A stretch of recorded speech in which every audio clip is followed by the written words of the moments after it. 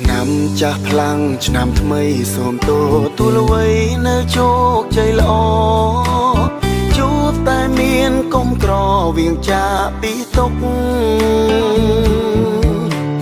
ចេញអត់អោនឲ្យគ្នាគោរពស្រឡាញ់នាំនៅក្តីសុខរកអានមិនលាក់មុខដោយស្មោះស្ម័គ្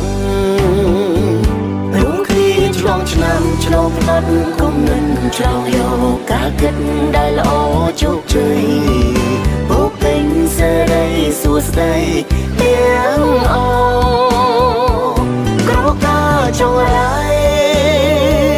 រយសូនសងទទួលយកវិញជោគជ័យឥតខ្ចោះសម្រាប់ក្រុមគ្នា